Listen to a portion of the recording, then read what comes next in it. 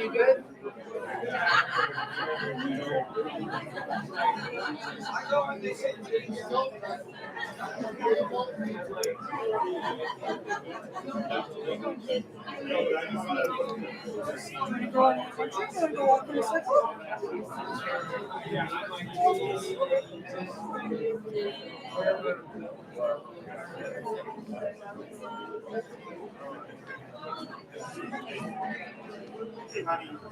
This might just be. I'll be right back.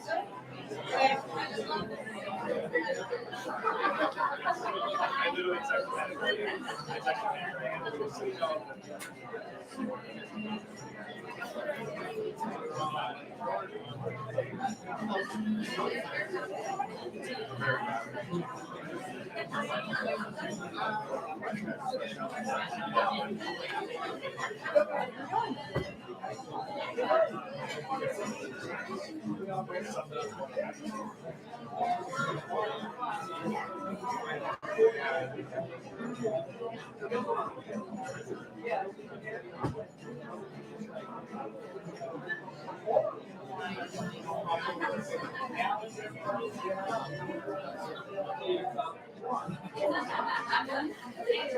You guys are ready to sit? You have seats.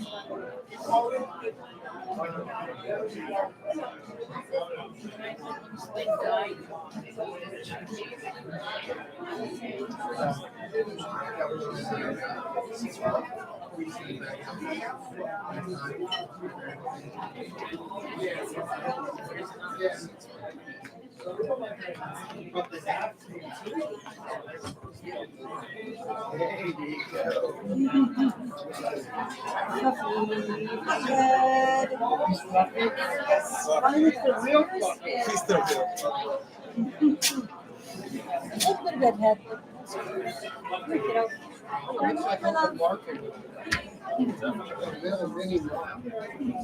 Little mini daddy.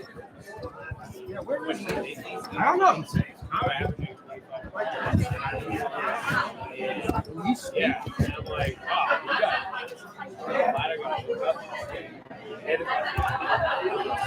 this is bootleg.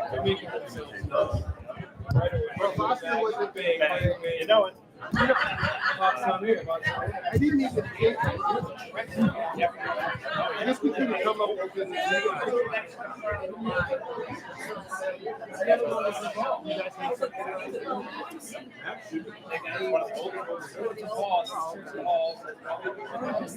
I was like, next to Mark and Cat, they're like, we're sick. We get a hotel room and I didn't stand. I was like, well, no. And then I was like, oh. I guess.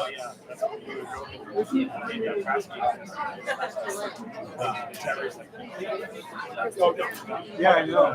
I was like, oh, they were. My dad's not here yet either.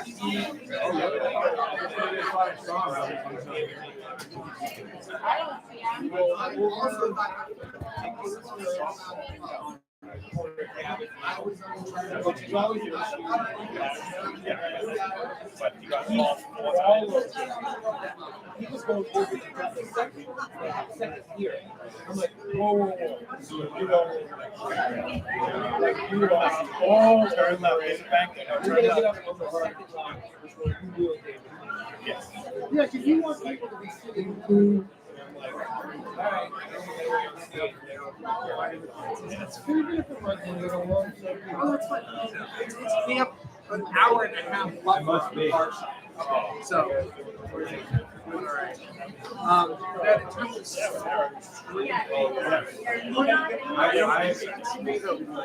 I will. I just checked with my mom. She says it's working.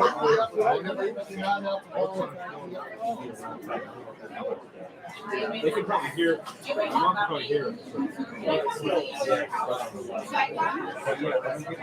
No.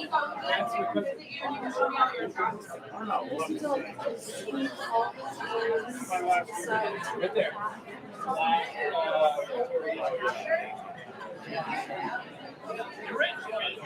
Sweet. All right, so that's live now. Why now? All right, I will post it to Caring Bridge, and you've got it to your parents, and then I need to figure out. I can give it to Aunt Sandy. Yeah, perfect. So tomorrow. I did check with the kitchen. Yep. Very well.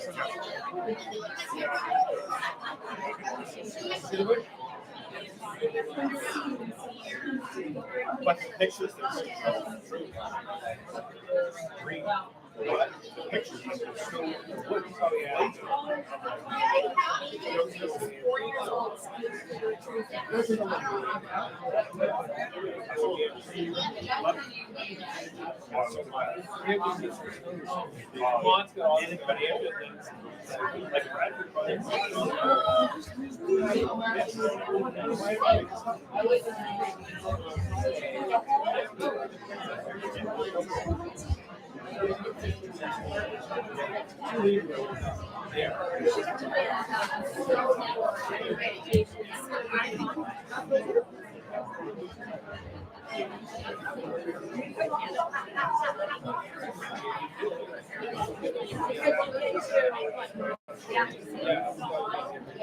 although we didn't do it only for the weekend.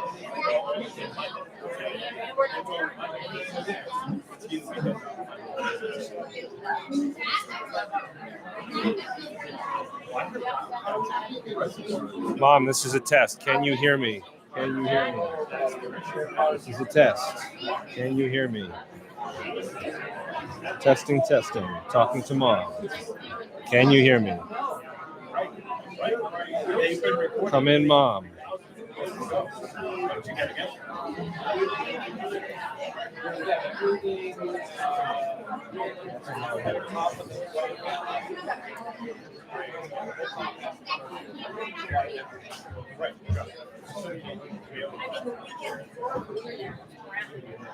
Yeah, it was.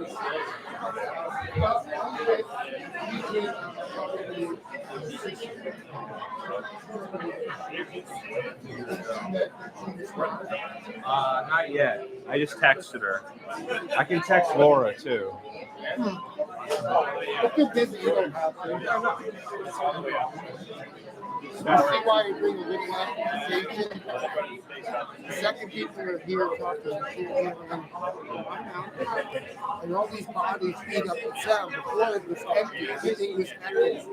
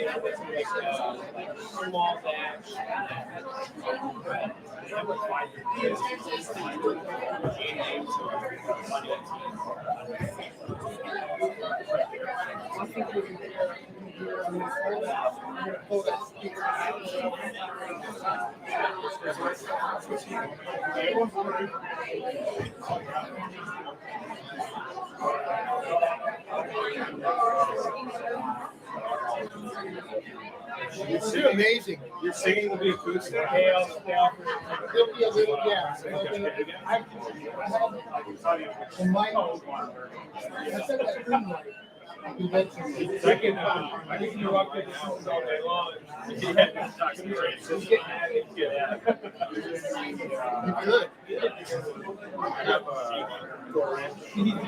could. won't, Why not? unless you think you're going to get. It won't go out on both ways. No, they would be so warm again.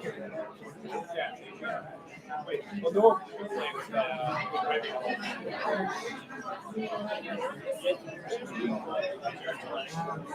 Mix, that would take whatever mix I, however I have this. The thing is that, well, yeah. Awesome. Including give yourself kidney So this will just be waiting. You can run it underneath. They already have the process.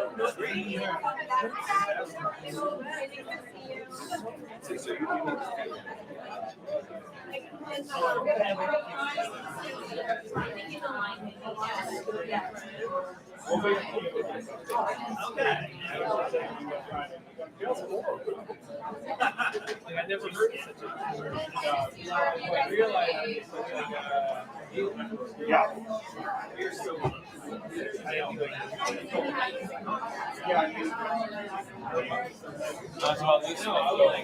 going good. We're live on the internet. Oh, excellent. So my parents are good. Hopefully it's This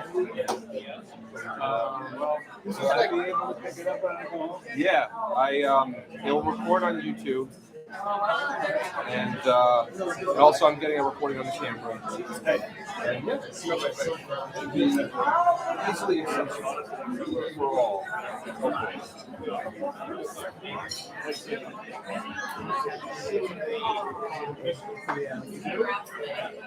all right, Ben, you're. I'm grabbing tonight. Huh? I'm grabbing tonight. Good idea. Oh, there he is. All right. You can be stuck for midnight. Oh, yeah. Why is that? You're going to have all those guys.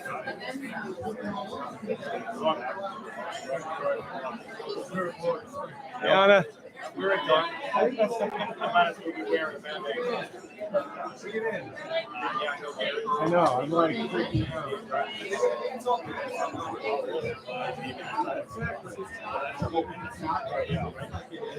That's all this is. You gotta have your gear looking nice. Even if you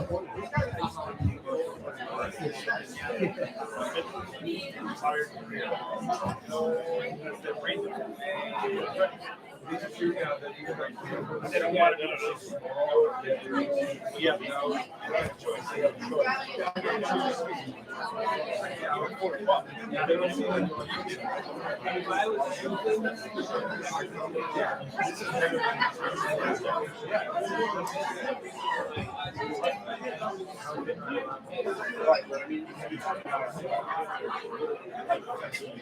Oh yeah, well, you get. I'm saying like, I encourage you.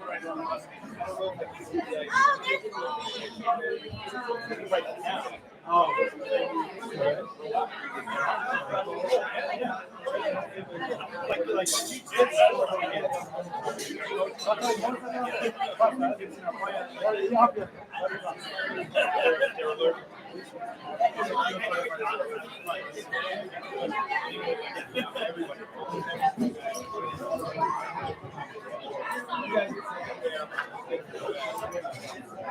Oh, you all right? Here. Yeah.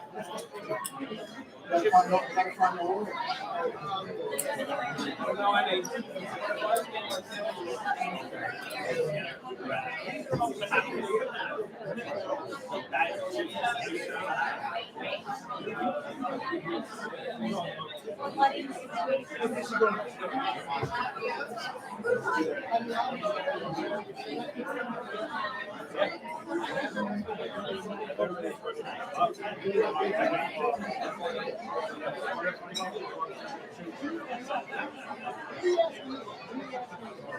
Hey, dude, I'm sure you need to just get this on retreat. We'll drag you up there.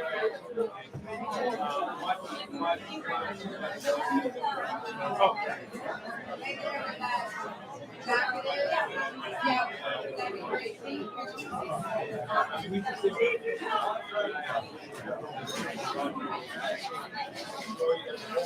Yeah.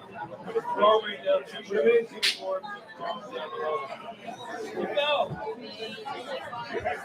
Yeah, that's how bad off he was. In the middle of the night. That's how bad off he was.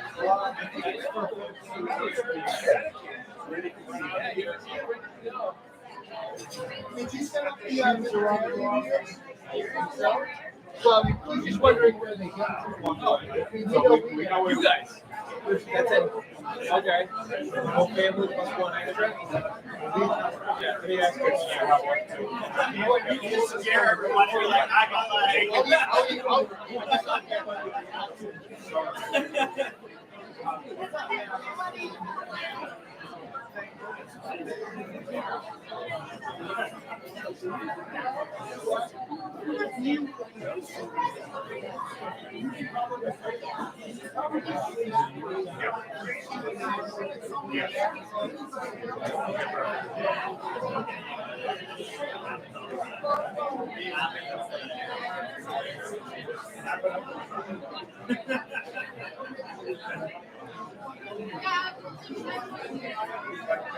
Okay, I'm just going to encourage everybody to eat and settle in. Food's out.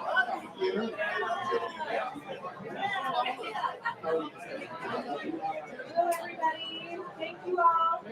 There is some more food and lunches out, so please help yourself. And don't forget about the cash bar if you'd like anything else besides water. And then get yourself settled and find a seat. So thank you all. Is that coming through here? I believe you're hooked up here, right? If yours is. Oh, is that ours? Yeah. Yes, you are. Yeah, that's all right. No, we have our own music.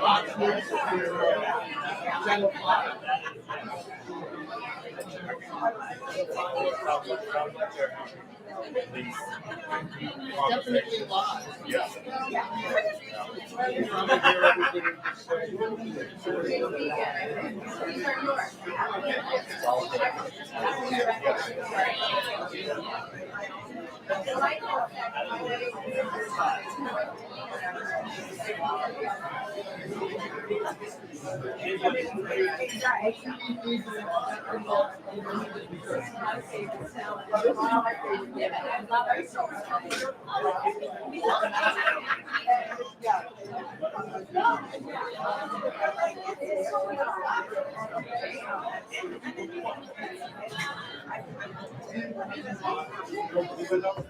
Yeah.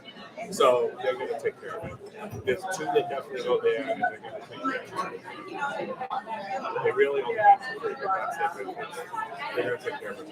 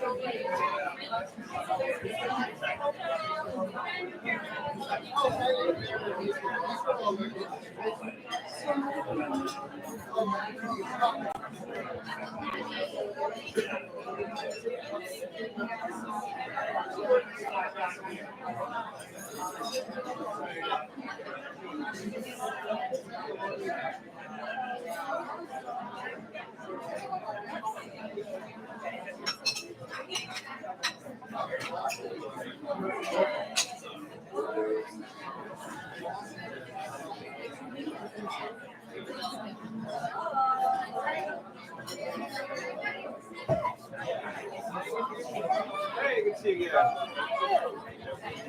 How are you?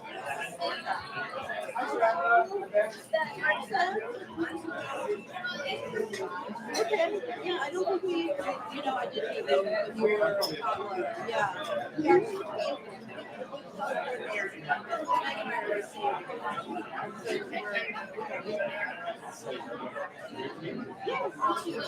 Handling video.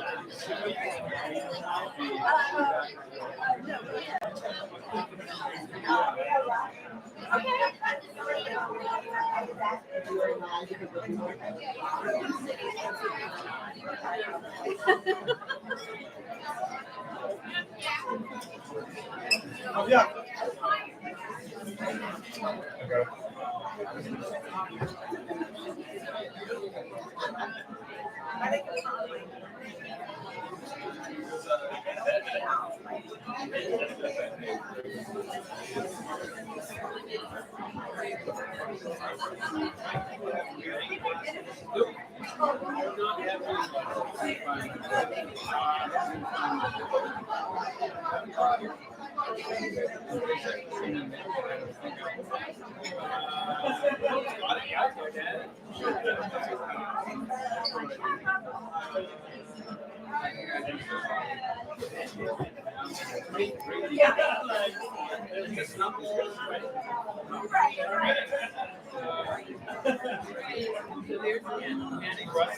What about your brother? Oh my gosh. Good. Good.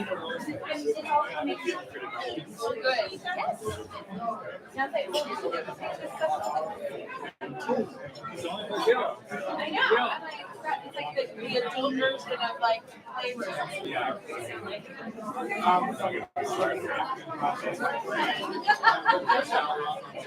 Not bad.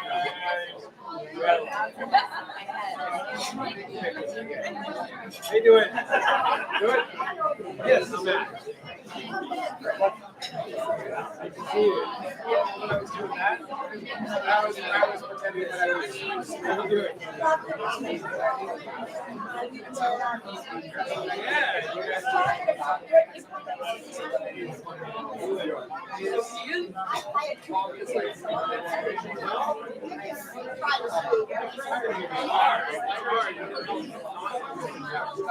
Yeah, you Are you gonna be?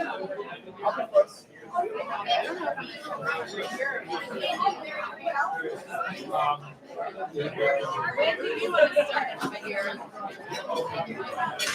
Let people eat a few more minutes and settle before I eat. You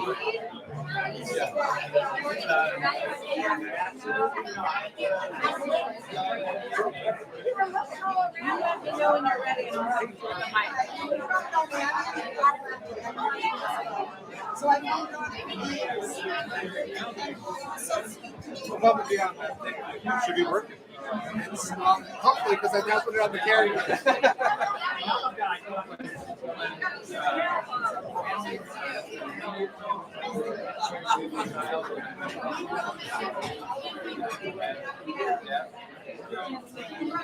Everything is okay? Well,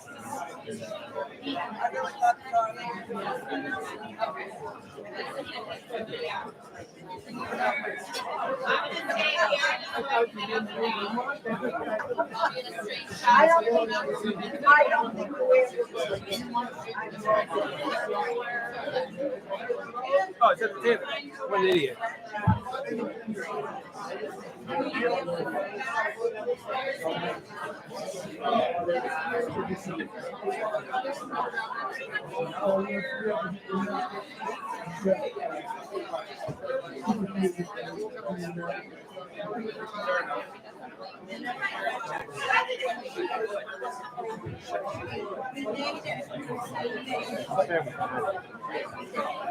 We hi tomorrow. Oh. Oh, it's live. How about YouTube? Well, I just saw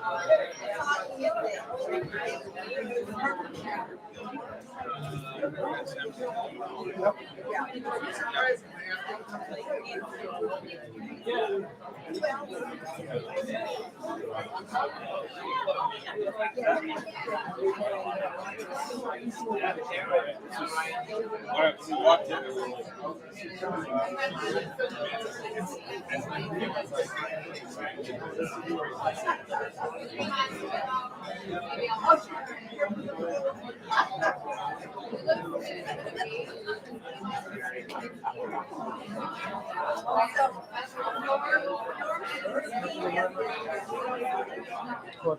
Yes. How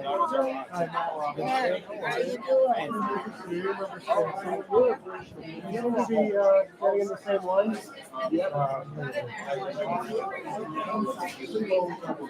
How's your dad doing? He's doing better now. He's doing a lot better now. So we're going, myself and the kids are going down on like February vacation, which is in like 2 weeks. Yeah. 2 weeks, yeah, 2 weeks. So we're going to go to Greensboro for a little while, then the US has to long run. So that'll be fun. And yeah, so we're pretty excited to go see them. well, my cousin and his wife live in Ashland. Okay. Yeah, moved there for a long time. So they did a lot of damage to that storm. So how did that happen? Okay. So they're in she said, you know, Long Island. Yeah. Yeah. Yeah. Yeah, the greatest thing. That's amazing.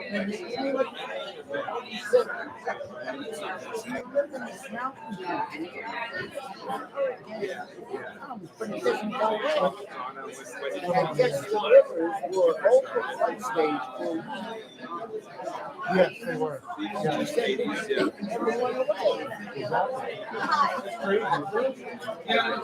She said, I couldn't. I got some friends and fucking some colleagues that work in Florida. They work in Florida.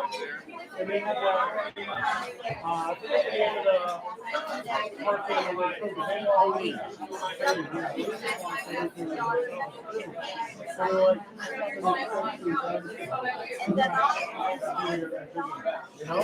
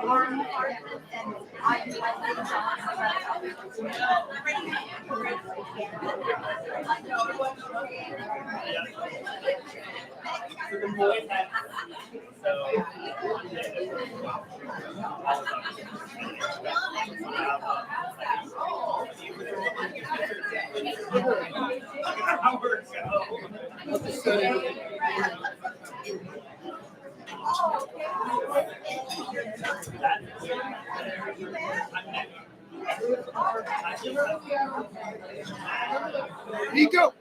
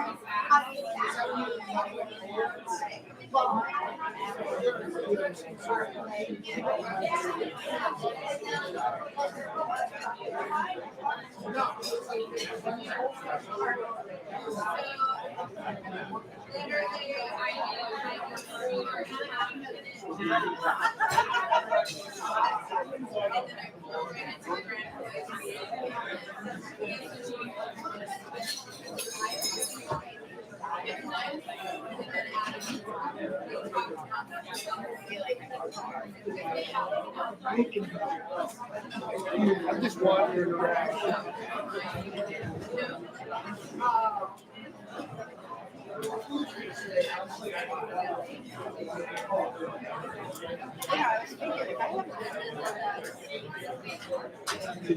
So you have the same sense of humor as I do. So I've invented the older than me app.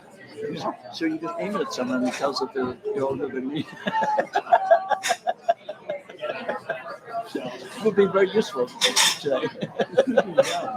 A lot of that.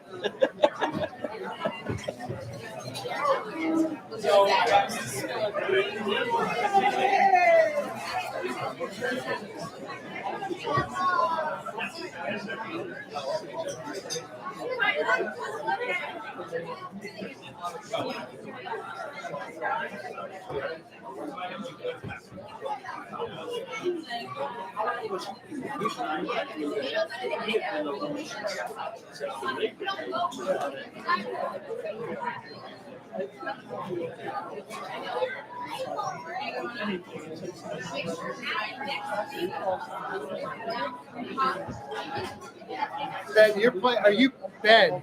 Are you pumping in music? I'm not doing anything. This is live here, right? Yes, yeah. Say hi to my parents. Oh, hi everyone. It's underexposed because I was trying to expose for the slideshow. Okay. It'll be brighter.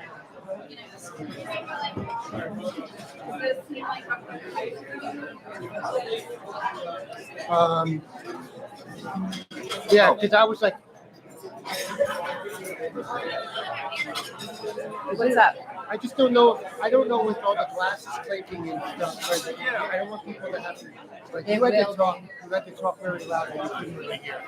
I know. So people had to be shut. Well, they will once people start to talk. He's talking first. I will ask him. He's introducing me. Which is basically running the show after timing. I'll just remind you.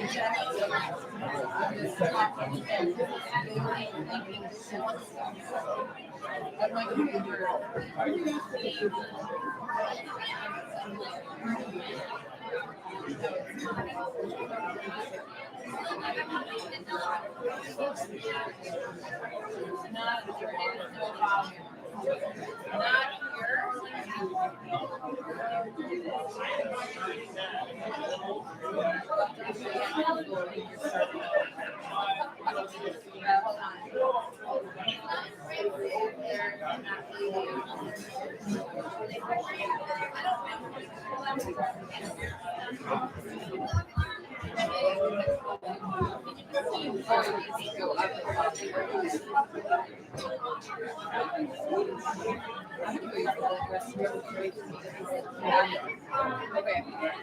I'm gonna leave this right here. Don't start this. No, maybe your son. Might be here.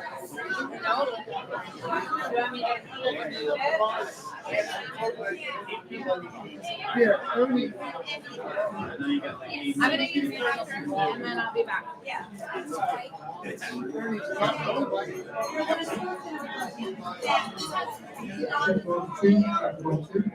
That's better. Thanks.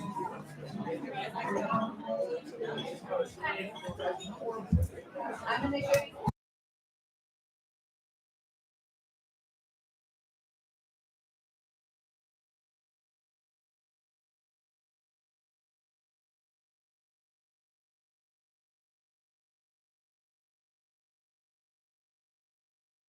We don't want people to have to be totally silent. We're gonna turn up the volume just a little bit. How's that sound? Is that much better? Yeah. Good, all right. Try not to use my Filippo voice. I'm just getting the layers.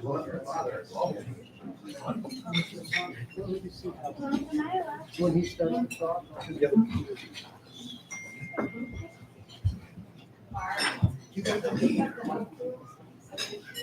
I'm waiting for the mistress of ceremonies.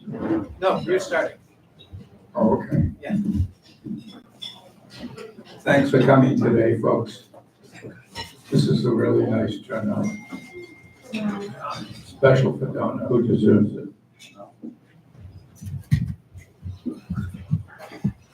Our story.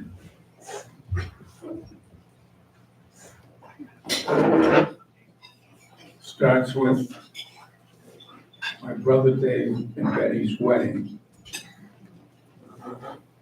many years ago. They're witnesses. They're here today and they're witnesses to our first meeting. At the end of the wedding ceremony, the guests filed out to the front of the church and outdoors. The wedding party followed.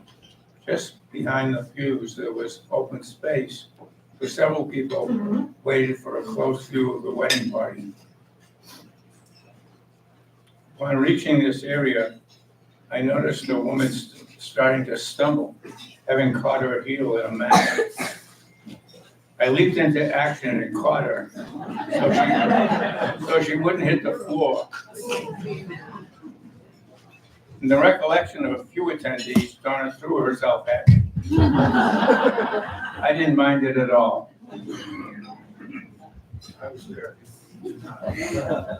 At the reception, two of us danced a few times and chatted, and we decided that we were going to surprise Dave and Betty at the airport the next morning as they headed out on their honeymoon. She smiled a lot and was enthusiastic, a personality trait that I admire. In ancient Greek literature, enthusiasm was perceived as a gift of the gods, good fit for openness.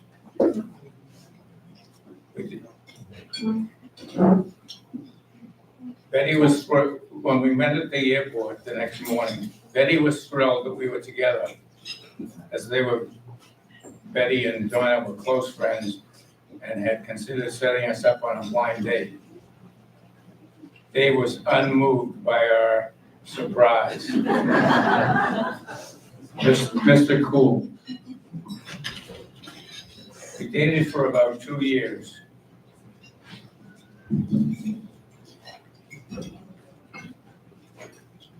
Enjoying college football games, concerts, and joining the Melrose Hickory Hawk Ski Club through a friend of mine at work. They had a pair of buildings, including the Glen and Jackson, New Hampshire Railroad Station and ski country. What a wonderful group of friends we made there, continuing to the present. Donna, especially with girls' lunches and a once-a-year gift exchange to celebrate Christmas in the summertime. That way we could party outdoors. But I digress. Our relationship grew and prospered. I feel I grew a lot through this relationship. In the summer of 1971, it was time to fish or cut bait on this relationship. I received an offer from Southern Cal Edison Company for a very significant career upgrade working in California.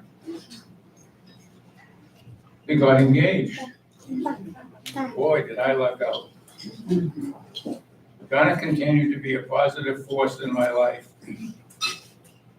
We lived and worked apart from August 71 when I moved to Southern California until March 4th of 72 when we got married in Saugus and she relocated with me the next day.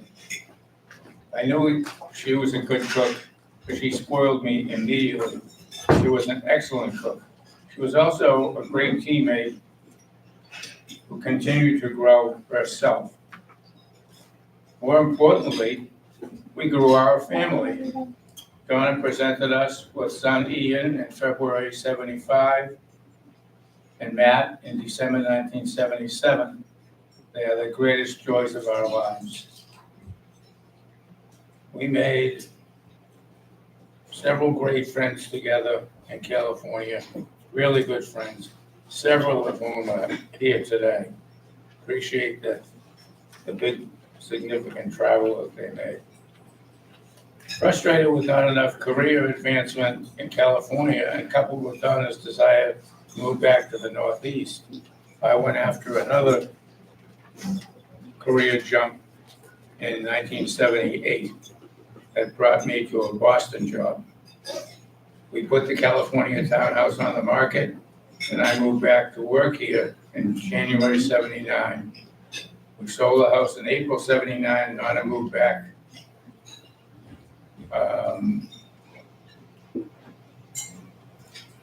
Donna moved. Yeah. I made a mistake there somehow. Here is where she began to really thrive. She was home, and it showed. Once Matt was in school full-time, Donna began to really thrive. She attained a master's degree, became a licensed mental health counselor, a senior Reiki practitioner, and a TV star, well locally. She and her co-worker Lauren Swinnick hosted on Beverly TV, Channel 6, before cable, what every parent needs to know. It provided significant help to parents of school children and to the children themselves toward improved parental participation in their children's education and the children's performance in school. Tragically, Lauren cannot be with us today as she has experienced a significant death in her family. Then there was the remedial kindergarten program. After a year of half-day kindergarten, students who could use extra help moved into a full-day program. Instead of a full year first grade, it was half a day kindergarten and half day first grade readiness. The next year, when this group joined the regular group of students, they continuously achieved above average results. Donna has been repeatedly heralded in her career as a person who made things happen. She made things happen within her own family, too. Helping me over bumps in the road and being a terrific mother to Ian and Matt, who we are most proud of as people with character, talent, career achievement, and who are also wonderful partners and parents. Thanks, Donna. Your influence continues unabated.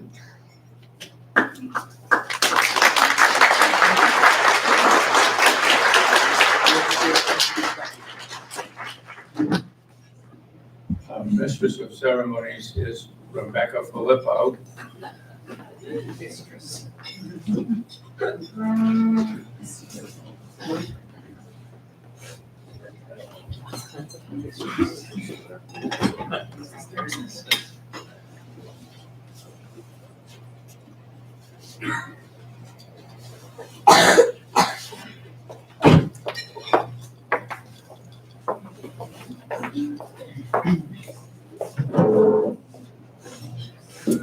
Thank you, Uncle Ernie. Hello, everyone. I am Rebecca. I'm Donna's niece. I'm grateful we can all be here together to share our memories of Donna and celebrate her beautiful life.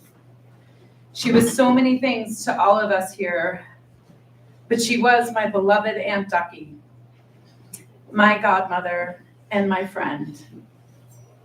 Donna was the family's storyteller and historian, often the glue that held our family and memories together. She had such a gift of weaving together the stories of relatives past and present, sparking great conversations about life and about family.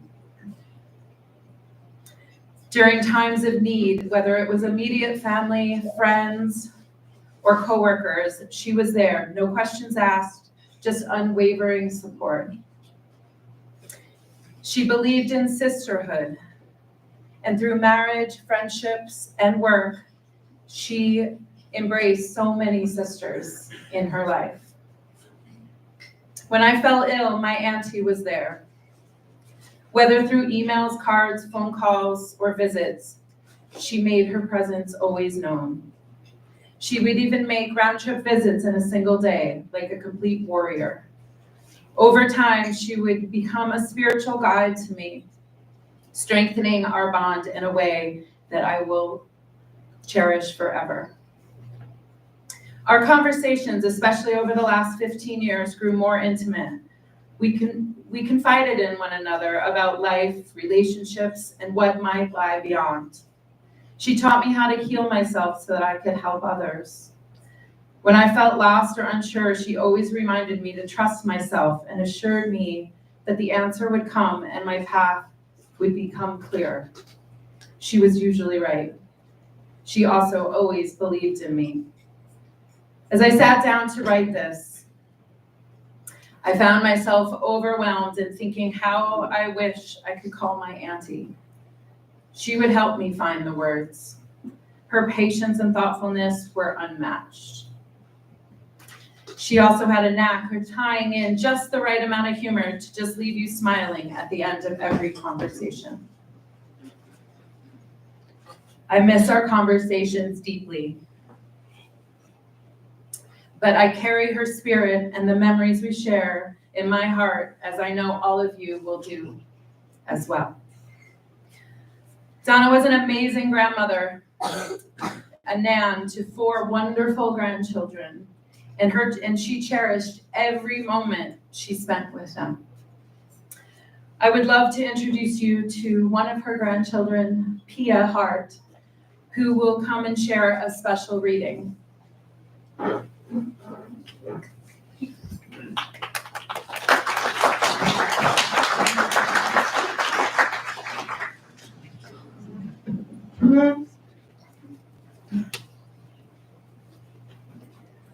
My command is this: love each other as I have loved you. Greater love has no one than this, that one laid down his life for his friends.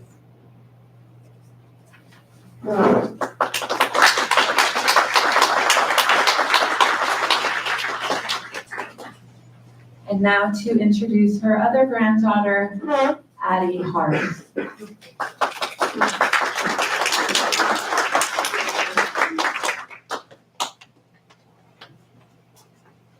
If ever there is tomorrow, when we're not together, there is something you must always remember. You are braver than you believe, stronger than you seem, and smarter than you think. But the most important thing is, even if we're apart, I'll always be with you.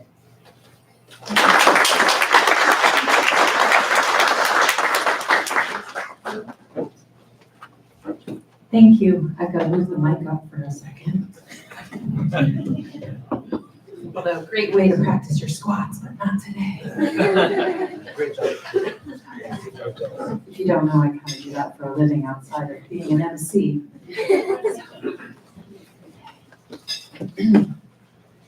So music brought Donna so much joy, almost as much as her grandchildren did. My brother recently reminded my sister and I of a memory from one of the times she would come and pick us up. She always had music playing in the car, we would all sing together, and it really made the time go by fast between New York and Boston. One of her favorite albums was The Big Chill, and that's the one that came to mind when we would all be singing Joy to the World together, and I'm pretty sure we hit repeat a few times. But she never got bored of it, and she would encourage it over and over and louder and louder. Well, today I would like to introduce you to my brother Michael and his son Oscar, my nephew. Well, this song is not from the Big Chill album. It is one of Donna's favorites and very meaningful to all of us. So if you would come up and set yourselves up.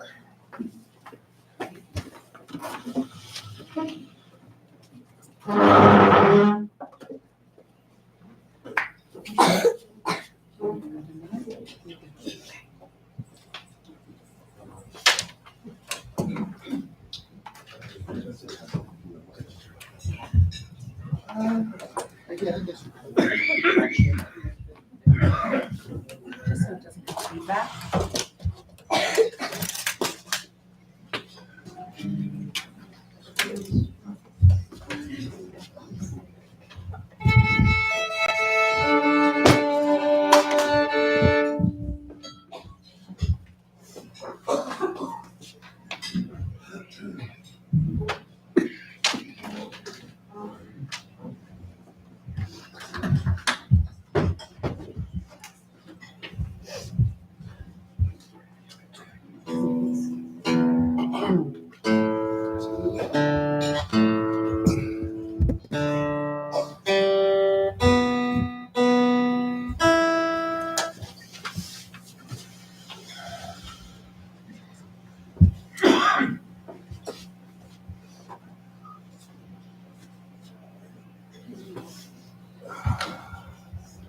Check the mic there.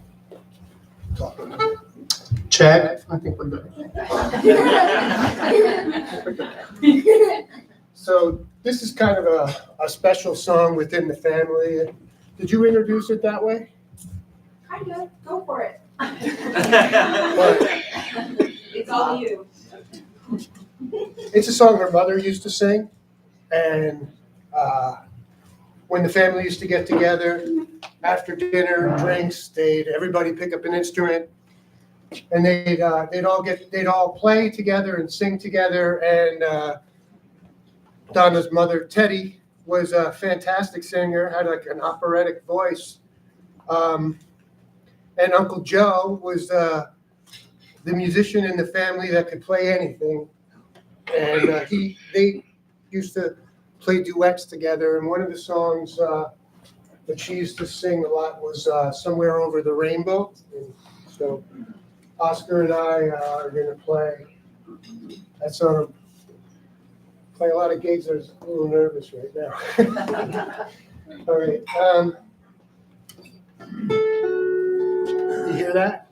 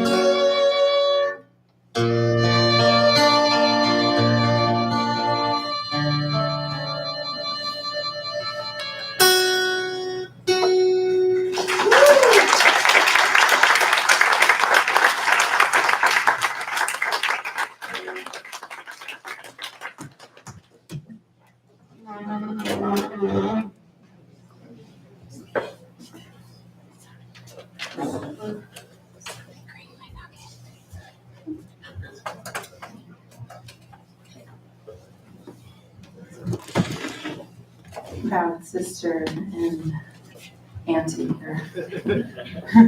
And a little teary. That song means a lot to all of us. Thank you both.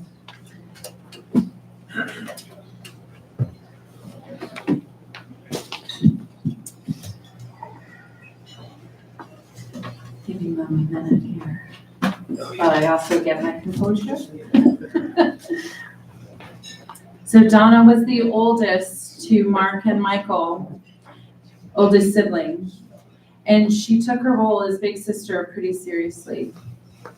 With grace and endless love, she always did her best to keep the family together, while even having to take on a more of a maternal role at such a young age, but always offering guidance and support to her brothers. Next to share his words is my father and Donna's brother, Michael.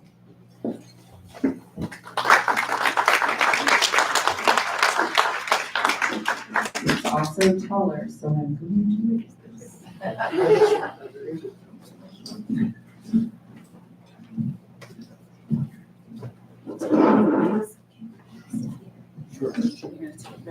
Get me crying and then call me up. Yeah, that's our plan, Dad. It worked. I don't need this microphone if you all know me. The only one that could be better is my brother Mark. He's louder than me. Unfortunately, he's not here today. I'm going to keep this in chronological order, and it'll be fairly brief. So I'm not gonna wear you out, but I just remember Donna was 2 years older than me. She was a year and a half older when my father came back from louder. Okay, you got it. From World War II, and I was born exactly 9 months after VE Day. And if you remember VE Day, there was a Pulitzer Prize picture with the nurse kissing the guy in the Navy uniform. And I looked up the date of that picture, and it was exactly 9 months. So I guess there was a lot of celebration going on that particular day. My first memory, again, I was 2 years younger than Donna, and my first memory of interacting with Donna and where she came to my rescue, we had across the street from us was an apartment house, and there was a family moved in there from Italy, and which was kind of odd for that street, but the kid was very much savage, and he was picking on me, and I only had to mention it to Donna. Now you can imagine Donna and her height never attained more than 5'2", maybe 3, but I later grew up to be a foot taller than her, but at this point, she was my big sister. And all I had to do was mention it to her, and she came across the street, and in, where's Ernie? I want to see his reaction. And in about 5 seconds, it was over for him. She is one tough cookie. She got it from my father. My father was always ready for a fight.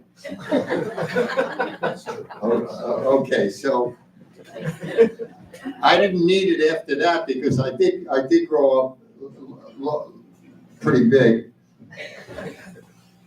and that by in and of itself is usually enough to keep you out of all the fights. I'm gonna go fast forward to like 1954. we had gotten a new Oldsmobile sedan, and it was green, and we drove to Florida, and on the way back, my mother decided to take the scenic route up through the Pennsylvania mountains. And on the last night of our trip, my parents wanted to take us to a drive-in movie. And the drive-in movie, they didn't have ratings in those days, but the ticket seller said, you can't come in this movie because you have 3 children in the back seat and they're not old enough. So my parents said, these kids are going to be asleep in 5 minutes. No, we had to go to another movie. And sure enough, on the way home, the town drunk came across the line and crashed into our car. And my sister and I were in the front seat. My father, of course, driving, and my mother and younger brother was in the back. And I remember, in those days, no seat belts, no padded dash, nothing. And so Donna ended up in the hospital. I ended up with a bump on my head. And she lost her voice. And when we came home, she went to specialists. And she had to carry a notepad and a pencil for a long time because she wasn't allowed to talk until her vocal cords healed, which they did. And the only problem that was lifelong lasting after that was she went from a soprano to an alto. But other than that, she spoke beautifully. So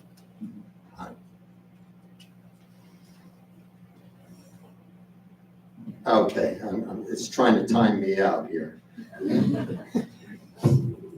Helps if I don't get my thumb off the space bar. All right, there we go.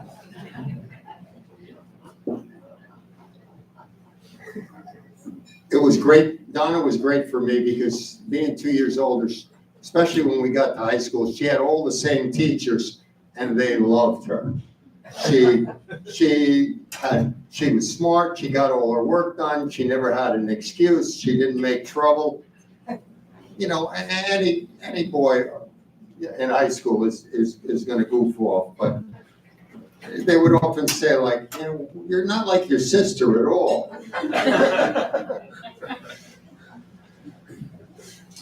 Then there were a lot of memories that just sort of popped into my head when I was putting this together. I remember how she cried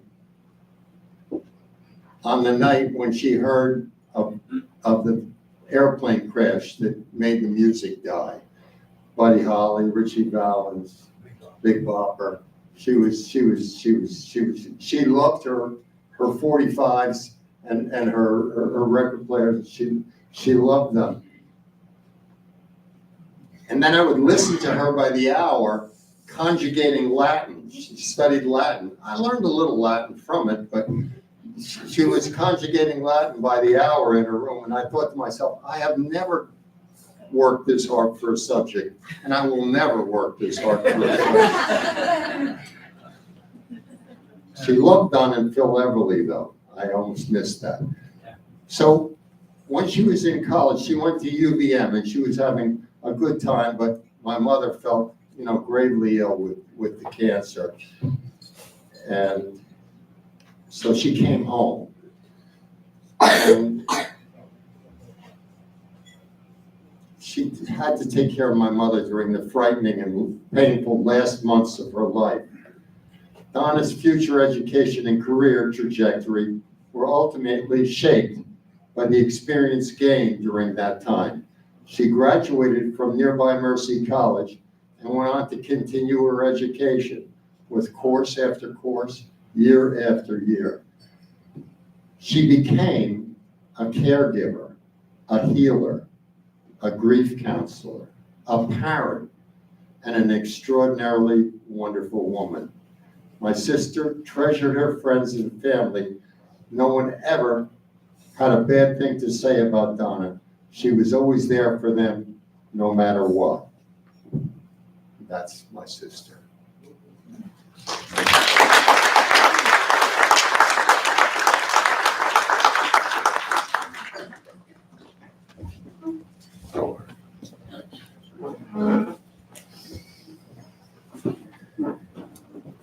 Thank you, Dad.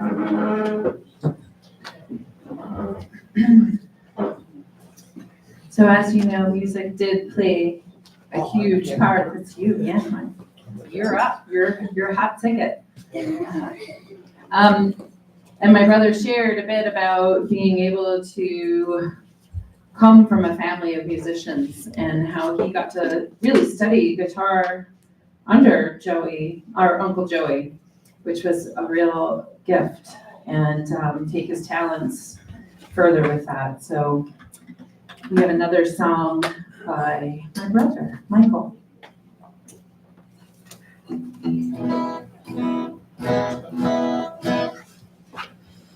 It happens to be a Buddy Holly song, so good job. Yeah, I mean, I think this might be really loud. That might be better. Good. Yeah. That was set up for violin. Yes, I was telling you that back in the days, the family used to get together.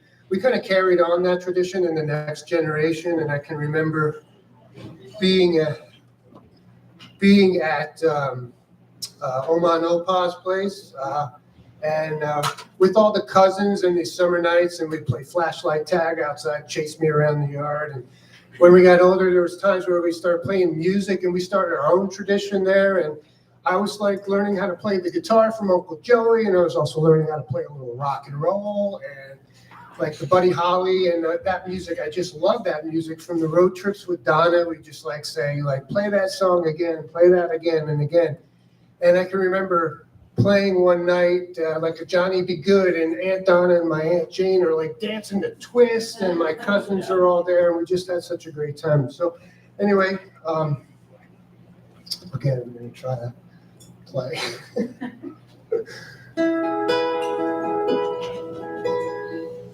Every day it's getting closer, going faster than a roller coaster. Love like yours will surely come my way.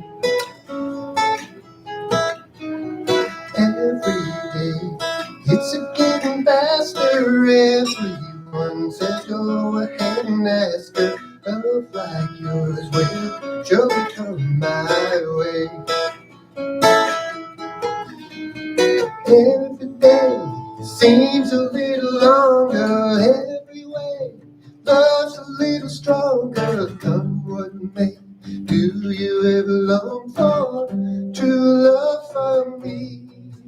Every day it's getting closer, going faster than a roller coaster. Love like yours will surely come my way.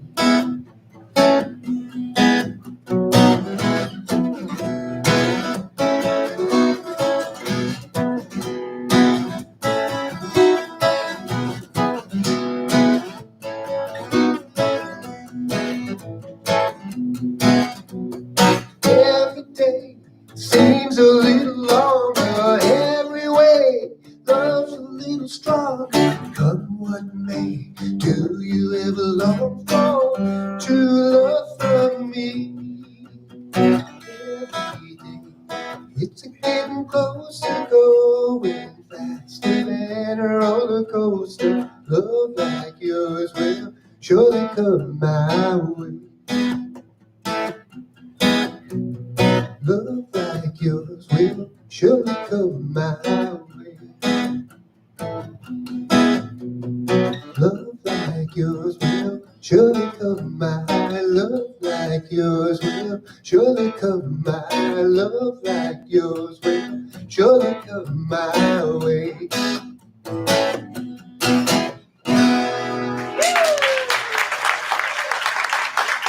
I love you, Donna.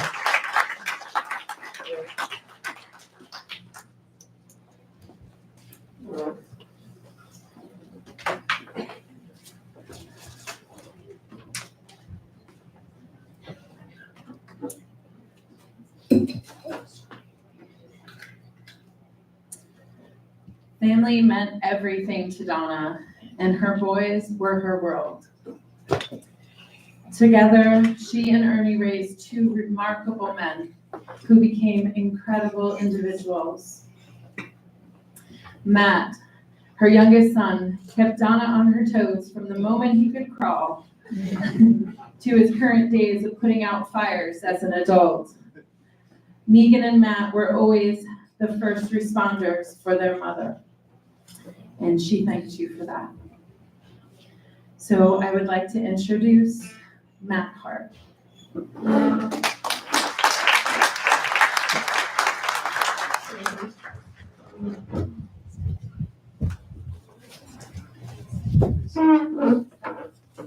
I just want to say, first off, amazing job by my cousins. The talent is through the roof here. It's pretty amazing, and I'm really thankful. Oscar's that violin playing was incredible. I didn't have that written down. So that was something I just realized just now. Ben also from the Channel 5 News team, broadcasting this out live to everybody. So that's pretty impressive and pretty awesome. Thank you, Ben. I'd like to thank everyone here for coming to celebrate with us today. All of you folks who came out from far, some as far as California, to be here on this one day for 3 hours. It's very thankful for that. All the friends and family that helped my family and my mother through the hard times we all endured this fall. The outpouring of support we received at the end of my mother's life was amazing and helped us get through a very painful time. It meant so much to us seeing people daily at the Kaplan House, more than anyone could ever know. Hearing stories I had never heard before on a daily basis about things my mom had done and people my mother had touched, things I never would have known until, that day. It's tough to start talking about my mom, but an easy place to begin is how I lost count many years ago on how many people told me how much they loved my mom. From my high school years all the way up to her wake and beyond, all the way to today, I met people at the end of my mother's life that told me stories for helping them through the darkest moments in their life, and many stories like that. And I think from people that have already spoken, you've heard that. That's been a theme already today. And that was my experience as well. My mother spent the entirety of her life helping people. Family first, then friends, friends of friends, co-workers, students, and especially her end of life, her last few years, complete strangers on the street.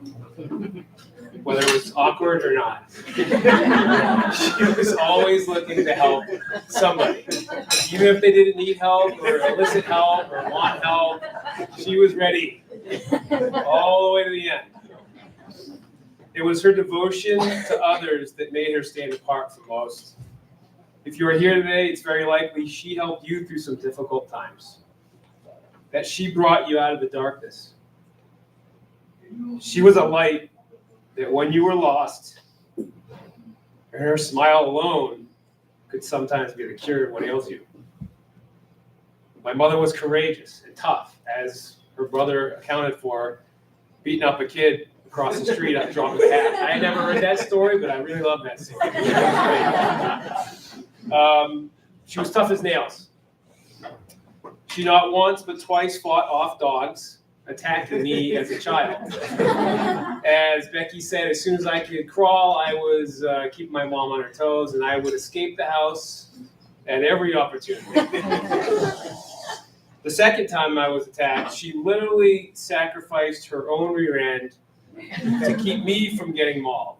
The German Shepherd bit her right in the ass as she held me up and out of harm's way.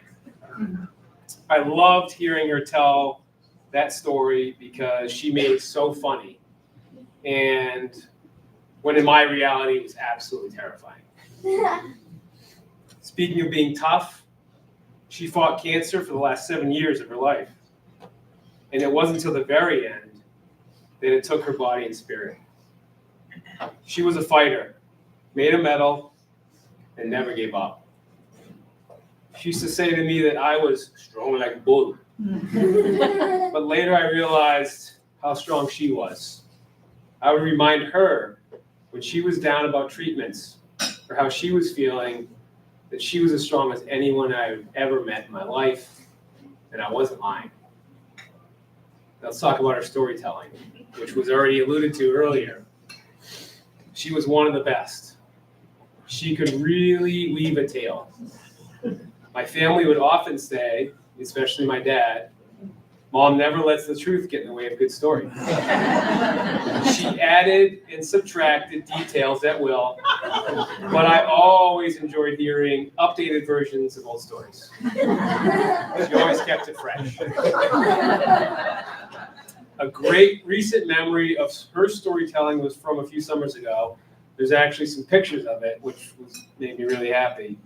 In my backyard, we were having an impromptu mini Filippo family reunion.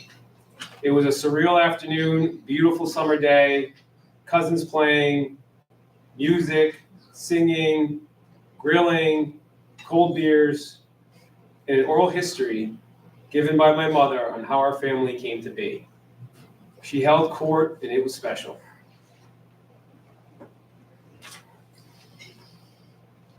I was incredibly lucky to have her as my mother because she was my own personal bodyguard, my shrink, my biggest fan, and someone who challenged me when I needed to raise my level. During my high school years, she was a very worthy adversary. For anyone who knew my mom or me or both during my sophomore and junior year, I was a real pain in the ass.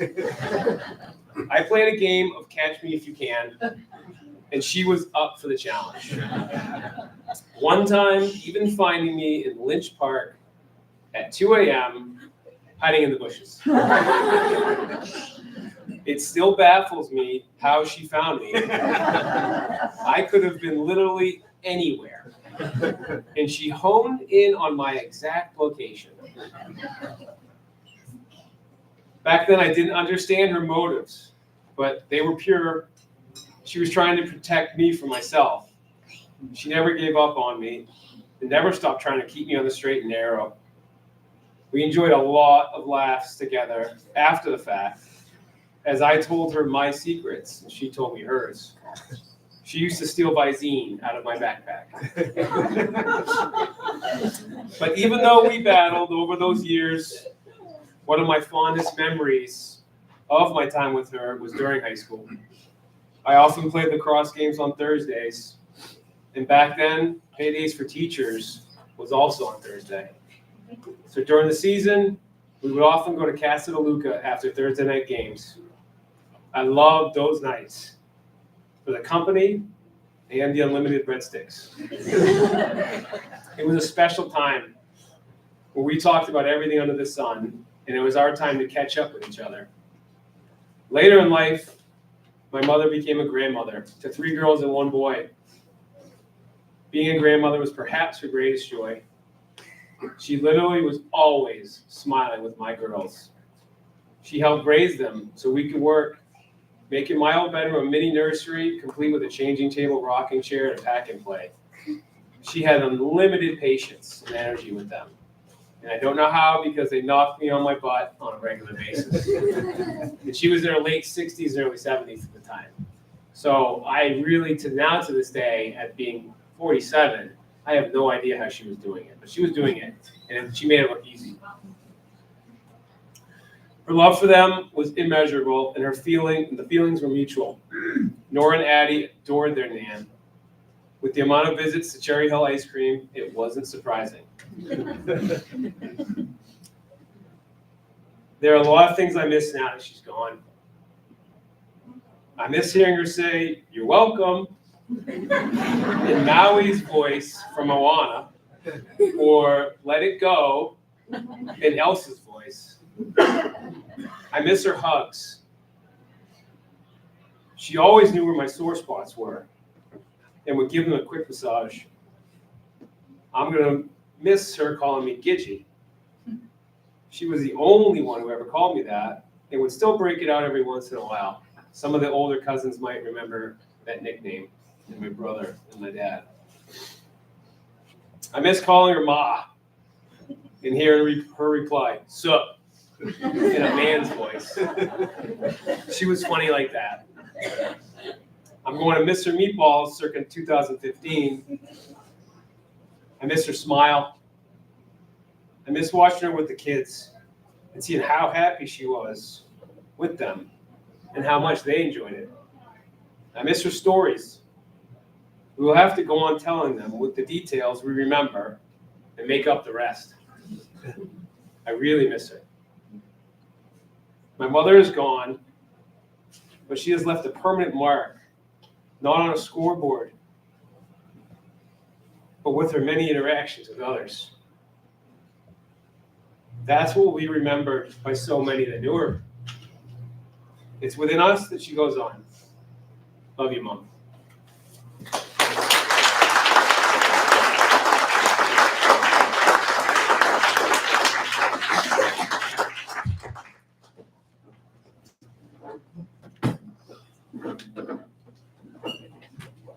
I do remember that nickname for you, Matt. I remember her calling you that. Gitty. Yeah. Gitch. Still did it. Yeah. Gitch. We have another song. This one is from the Beatles. If you did happen to open your program on that QR code, there's the words. If you need it, feel free to sing along. And it's you can pull it up on your phone, and maybe you can just sing along and make up the words like Donna would make up stories. It'll be fun. Go for it. My brother might not like that, but I'm kidding. It's all right. Sing along. Never mind. And again, my brother Michael.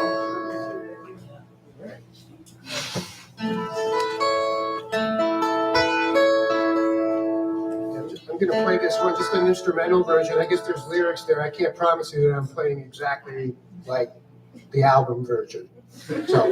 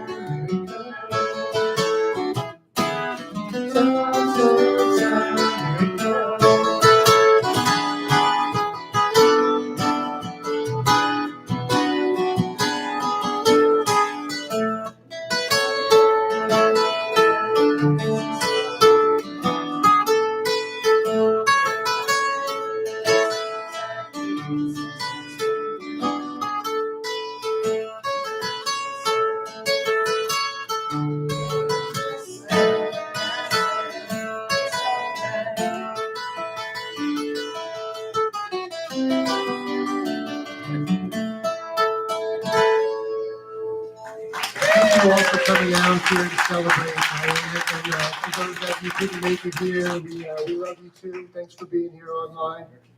All right. That's it from me. But that is not it. That's not it. Oh. But there is more. Thank you, Michael. So, Ian, her firstborn, carries on Donna's gift for storytelling, sharing humor and grace. just like she did. Keeping the family close is important to him as it was to her. Nick and Ian chose to move their family back east, brought everyone closer together, and made an incredible difference in all of their lives. We will now hear from Ian Hart.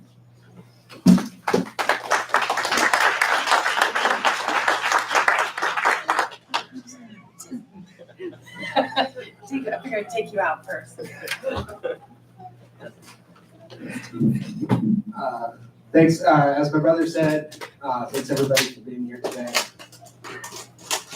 Italian men are stereotypically close to their moms, stereotypically very close to their moms. So much so that there's actually an Italian word for it, mamoni. It's Italian for mama's boy. Gay men also tend to be stereotypically very close to their moms. Without further ado, I'm going to say some nice things about my mom. Mama's smiles, mama's friendship, mama's empathy, mama's love. Mama's cooking, mama's learning, mama's family. Mama's a story in bed, sometimes with evening soaps. Mama's dynasty. Mom was missed when she was sick in bed, when I was at sleepaway camp, when COVID cut us off for 1.5 years.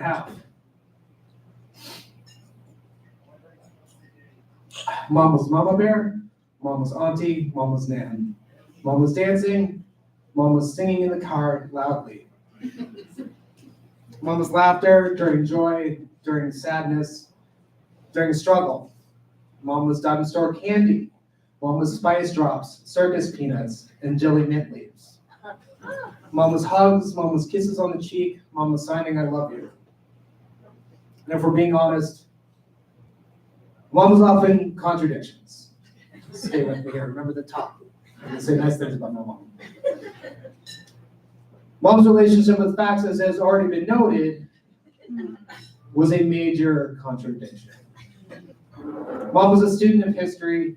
It was her first major. It was something she would remind you of in casual conversation. And whether she was dialed in on a family conflict, a dispute on the school committee, world politics, she would let you know about the facts, the precedents, and the historical parallels. But as Matt already alluded to, the contradiction is that she never let the facts get in the way of a good story. I'm not saying she would lie, that would be rude, but she always knew which part of the story to emphasize, which part of the story to end and start on for maximum effect. Maybe she would embellish a bit. Later, as Matt mentioned, later on, some of the facts got, flopped, and kind of threaded the middle. And that's how moments with her became stories and how her stories became legends. And legends get repeated. Thanks to my mom, we know our family history as a series of tragic vignettes with punchlines.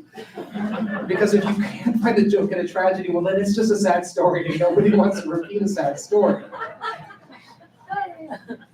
Mom's second contradiction was that she was thrifty, but she was generous.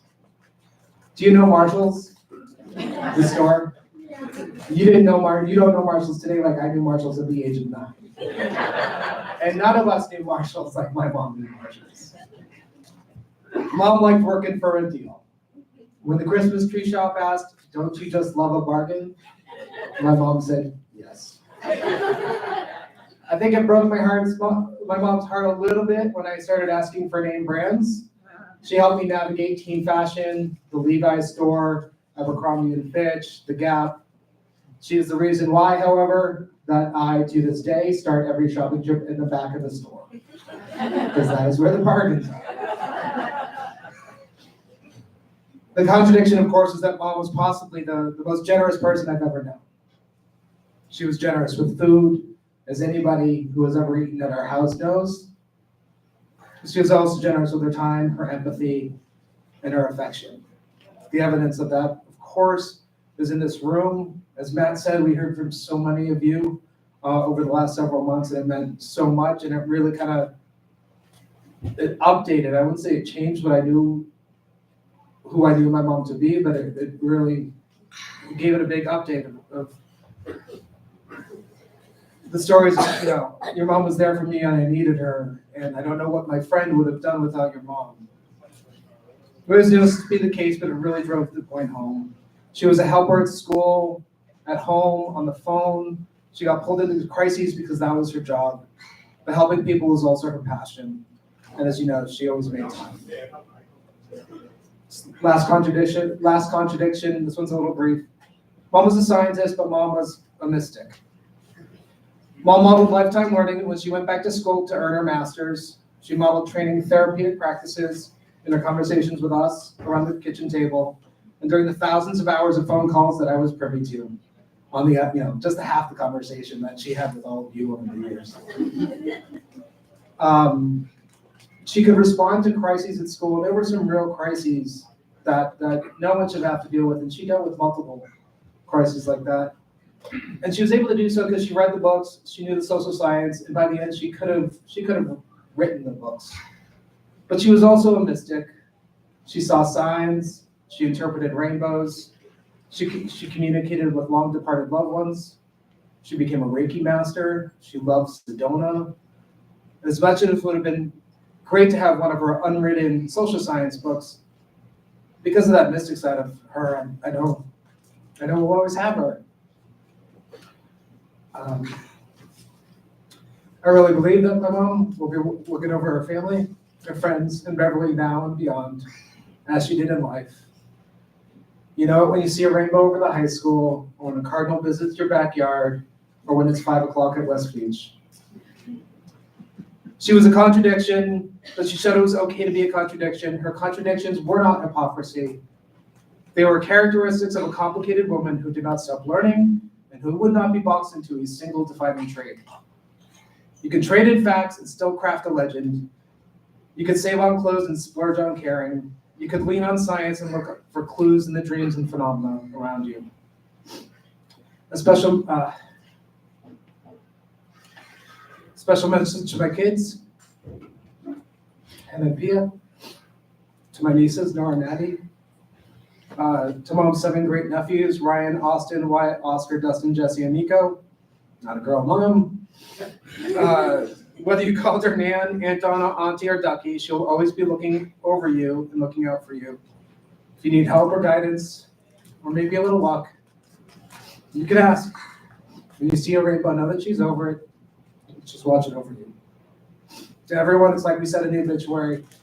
You honor my mom when you throw a dinner party, when you embellish a story, when you offer help to somebody who needs it. Thank you for being here with us today. Thank you for honoring her tomorrow.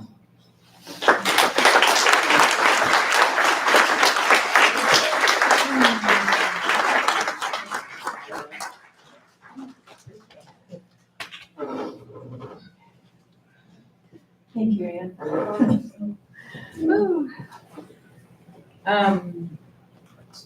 So I would like to open up at this time, if there's anybody who would like to come up and share, the mic is yours for a few short words of maybe you want to tell a story, embellish a little, go for it. You would like it. And please, if you're not comfortable coming up here, we do have some rainbow note cards out that the family has put out. It's on the back table, along with the guest book from the week. If you didn't get a chance to attend or miss signing the book, it's all the way in the back, so feel free to do that. And the note cards would be to leave a message privately to the family if you're not comfortable coming up here. But if you are, the mic is open. I don't bite. Come on up. You're the next contestant.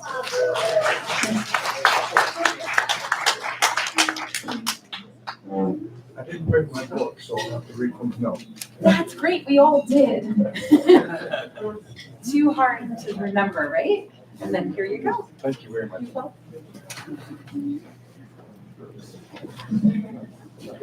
My name is Al, and I'm a member of was a member of the Hickory Hawks when Donna was skiing, or what she thought was skiing.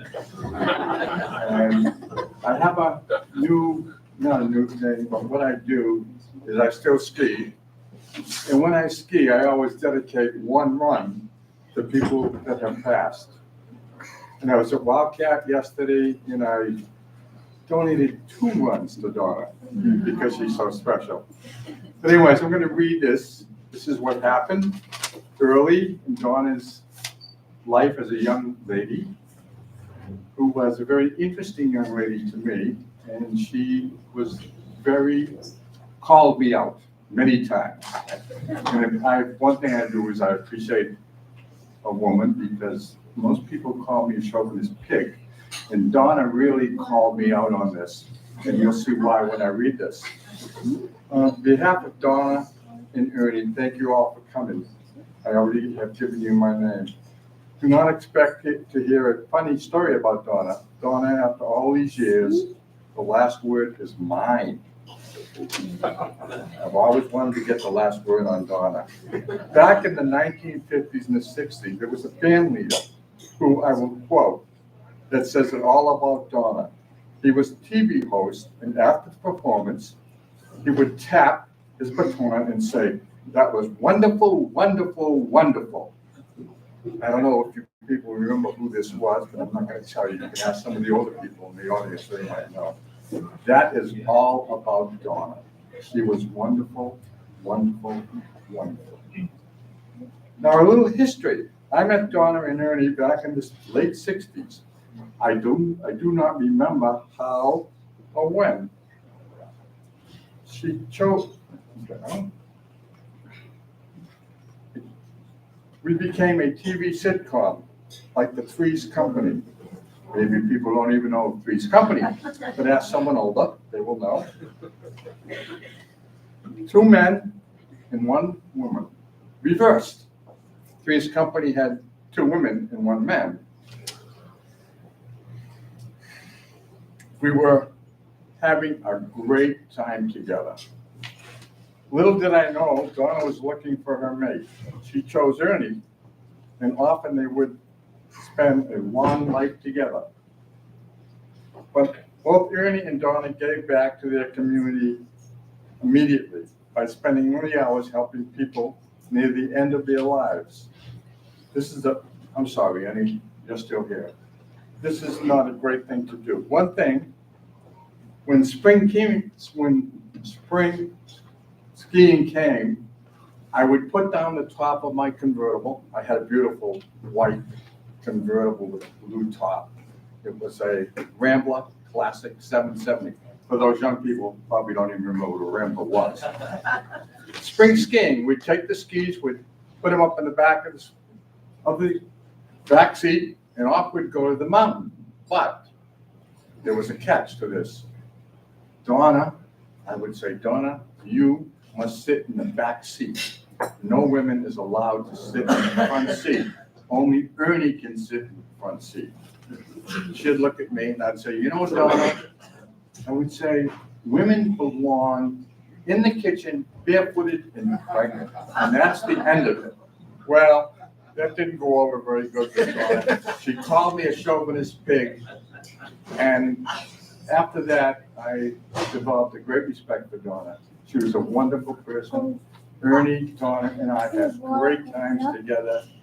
And I will always give her 1 or 2 runs every time I ski. Thank you.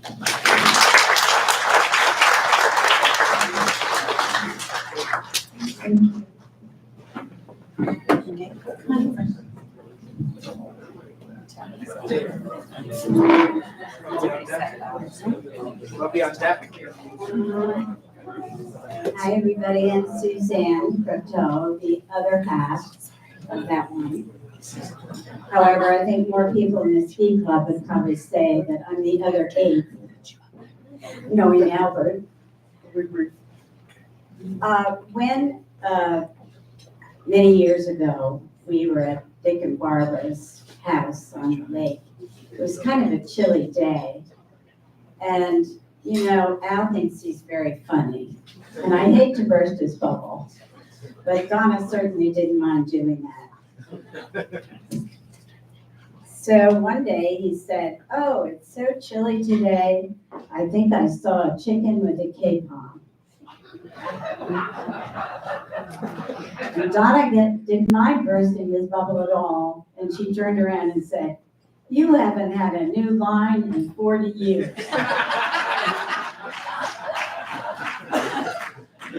Oh,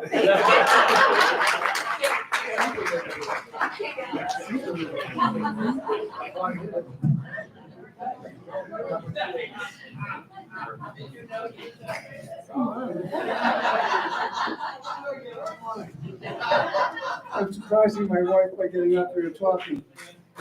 But our relationship with Donna predates any of the conspiracies to get them together. Donna was a teacher with Betty at St. Patrick's School in Stonehenge. And I got to know Donna through many many assistances she gave to us. For example, we were married in 68, June of 68. In May of 69, we had a 1-month-old. Donna was home at our house when Jeffrey, who is now 54, came home from the hospital and assisted us in many ways, as a friend would do. We did conspire, Betty and I, to get the two of them together. And ultimately, we succeeded, and happily so. So I just wanted to touch that base with Donna, that we go back more years than Ernie does. Thank you very much.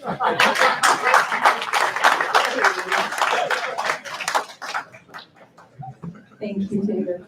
Is there anybody else that would like to say anything?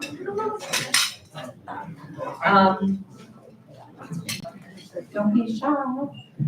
But please, yes, feel free to leave a note card to the family. They would appreciate it. All the words mean so much to everybody. I do have somebody that wanted to share who is not here, and that is my sister, Laura.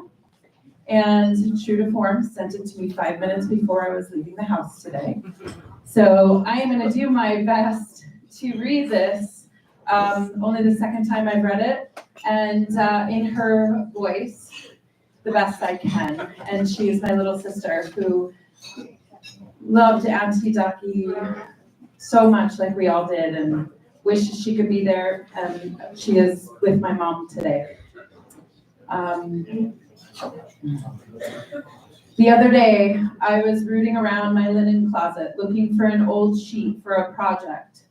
And when I reached to the bottom of a bin, I pulled out an old stained pillowcase with a hand-painted rainbow on it. And in fancy letters, it read, "Color your world with rainbows, Laura." I smiled, I sighed, I gave it a deep sniff, and stuffed it back into the bottom of the bin.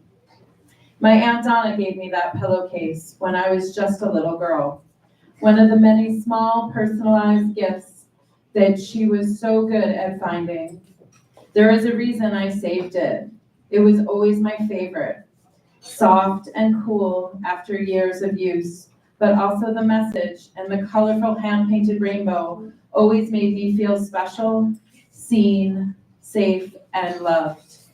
Donna was a master of this, giving and receiving messages of love, hope, guidance, and strength that transcended in time and space. She had the gift. Some may call it magic, but not the kind of magic that fools you. Her magic was real and rooted in her ability to foster and maintain deep connections. She understood that the mysteries and power of life's energy are not meant to be explained or exploited, but shared and passed on.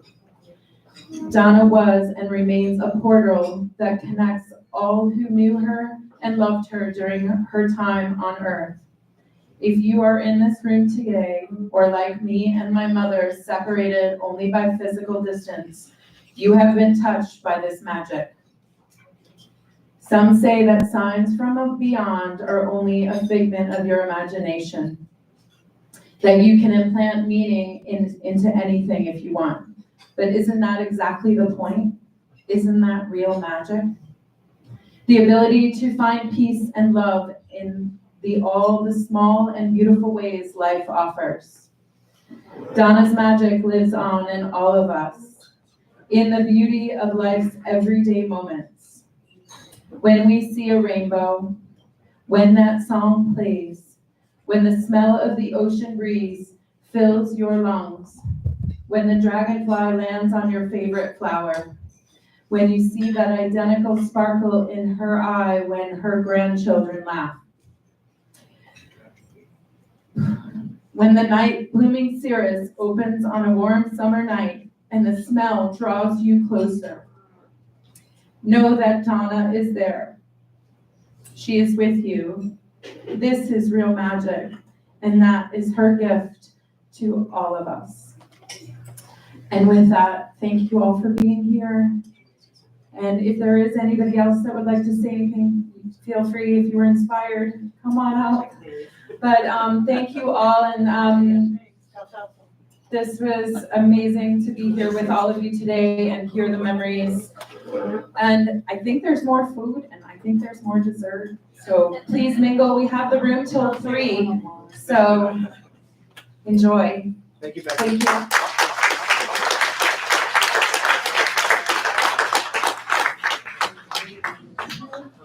Leave it to my sister to crush me. Crush me.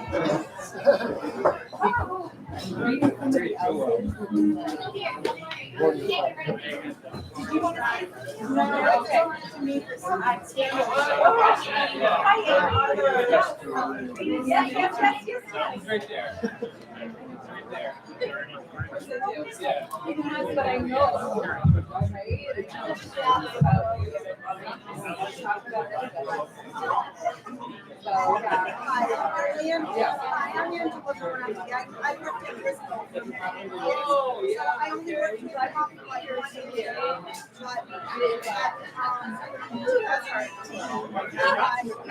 she got me.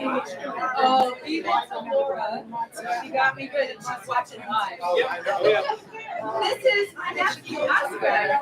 This is Michael's son. I'm going to meet him and his mom and Donna. Hi.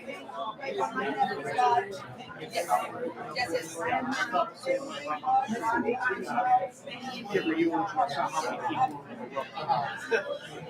So yeah, this is Oscar.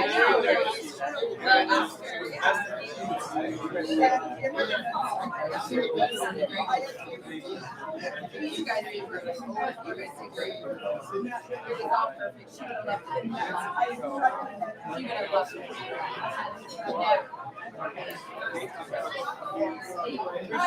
Oh, yeah, of course. So I don't know. All right, this concludes our broadcast day. Yeah. Bye-bye. Yeah, oh yeah. All time. See you at the end.